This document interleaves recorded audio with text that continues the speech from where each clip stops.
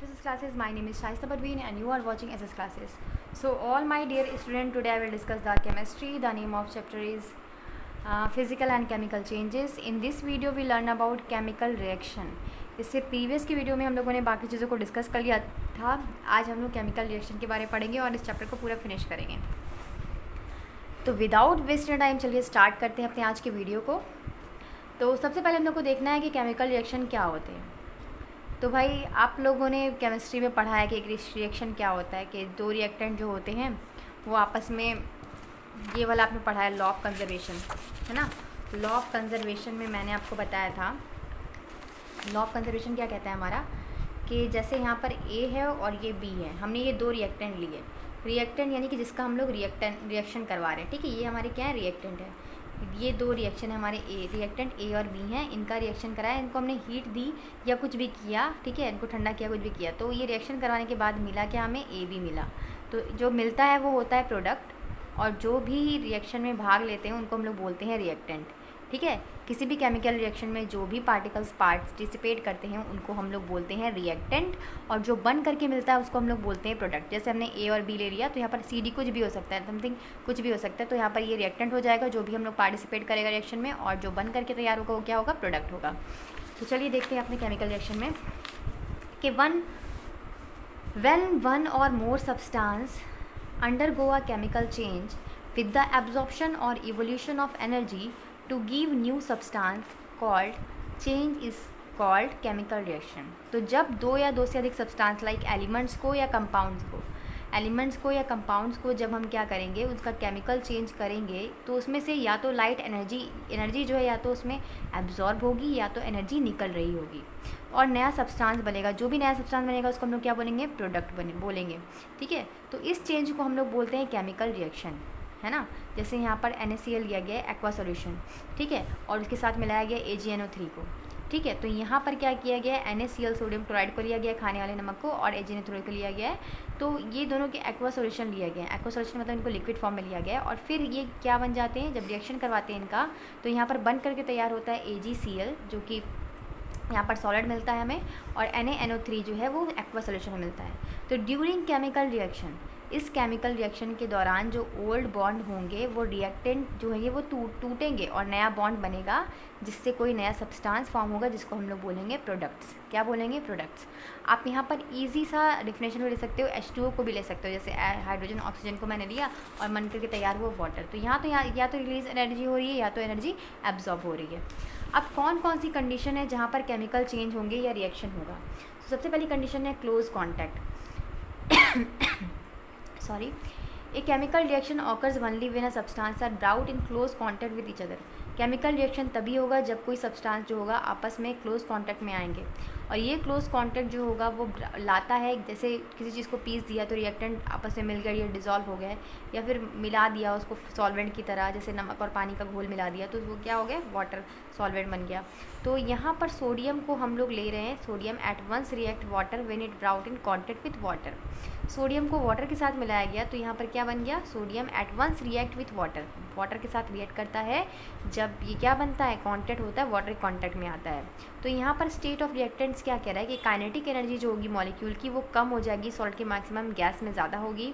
सो frequently collision होगा, तभी जो है मॉलिक्यूल्स टकराएंगे आपस में, and also maximum for gases, hence reaction will be facilitated most in reactant are gases state. ज़्यादातर जो रिएक्शन होते हैं, ज़्यादातर मैं बोलूँ तो गैसियस अवस्था में ही होते हैं, ठीक है, गैसियस स्टेट में ही होते हैं. जैसे यहाँ पर हीट है, लाइट है, प्रेशर है, तो ये स्टेट है, हीट, लाइट, प्रेशर. तो यहाँ पर देखिए कि कुछ रिएक्टेंट जो होते हैं ऑकर होते हैं वनली बाई हीटिंग, उनको गर्म करेंगे तभी वो रिएक्टेंट होंगे. जैसे पोटेशियम क्लोरेट डिकम्पोज होता है, जब हम पोटेशियम क्लोरेट को गर्म करेंगे, हीट देंगे, तो वो टूट जाएगा. किस में टूटेगा, ठीक है, KCl + 3O2. तो ये 3O2 यहाँ पर ये इसका मतलब है कि रिलीज़ हो रहा है. सिमिलरली आयरन एंड सल्फ़र जो है वो रिएक्ट नहीं करता है, किसी के साथ मिक्स नहीं होता, बट उसको हीट करेंगे तो वो सल्फाइड बन जाएगा, फेरस सल्फाइड बना लेता है. Heat increase the temperature, heat का मतलब है कि उसमें हम लोग टेम्परेचर इंक्रीज़ करें, तो इंक्रीज़ होगी काइनेटिक एनर्जी भी। आप लोग को पता है कि जैसे जैसे टेम्परेचर इंक्रीज़ होता है वैसे वैसे काइनेटिक एनर्जी भी इंक्रीज़ होती है। So with increase in temperature number of collision increase resulting increase the rate of chemical reaction. जितना ज़्यादा टेम्परेचर बढ़ाएंगे उतना ज़्यादा जो है केमिकल एनर्जी भी रिएक्शन में आएगी और उतना ज़्यादा केमिकल रिएक्शन भी होगा। जनरली जो रेट होता है रिएक्शन का डबल कर देंगे, लगभग 10 डिग्री सेल्सियस से बढ़ा देंगे टेम्परेचर को। देन है फिर लाइट। अब कुछ रिएक्शन जो होते हैं वो टेक प्लेस होते हैं only when reactants are expose to light, जब उसमें से लाइट दी जाए। जैसे कि रिएक्टेंट का फोटोकेमिकल रिएक्शन, जैसे कि H2+Cl2, यहाँ पर डिफ्यूज़न हो रहा है, यहाँ पर सनलाइट डिफ्यूज़ हो रही है तो हमें HCl बन रहा है। Conversion of oxygen to ozone, ozone का कन्वर्जन होना, ठीक है, ऑक्सीजन कन्वर्ट होना ओजोन में। तो यहाँ पर 3 पार्टिकल्स ऑक्सीजन के हैं तो अल्ट्रावायलेट लाइट इसको दी गई तभी ये ओजोन में कन्वर्ट हुआ। फोटोसिंथेसिस जो होगी प्लांट्स में वो भी एक सनलाइट का यानी कि लाइट का ही प्रोसेस है। प्रेशर की बात करें तो कुछ रिएक्शन जो होते हैं वो टेक प्लेस होते हैं जब हम किसी रिएक्टेंट को सब्जेक्टेड करें, मतलब बहुत हाई प्रेशर दें।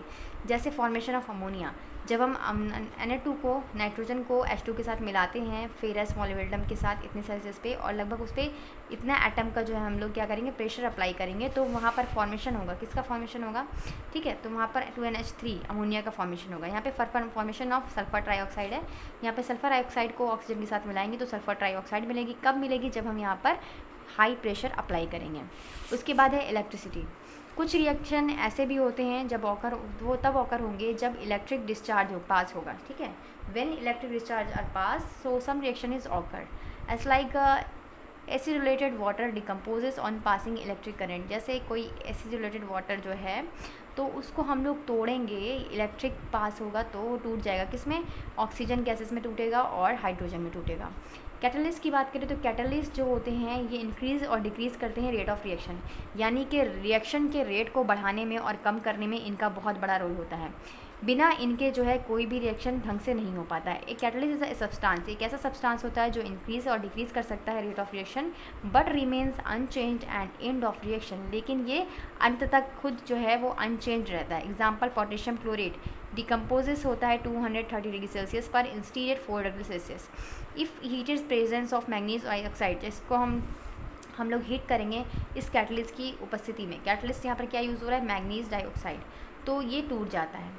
जैसे प्रमोटर क्या है, एक ऐसा सब्सटेंस होता है जो कैटलिस्ट की इफ़िशियंसी को यानी काम करने की क्षमता को बढ़ा देता है। It is not promoter like N2+3H2, तो यहाँ पर 2NH3 बन गया। एग्जाम्पल है इसका मोलिब्डेनम एक्ट करता है like promoter during manufacture of ammonia, ammonia के फॉर्मेशन में जो है मोलिब्डेनम एक प्रमोटर की तरह काम करता है जो कि कैटलिस्ट की जो है इफ़िशियंसी को बढ़ा देता है।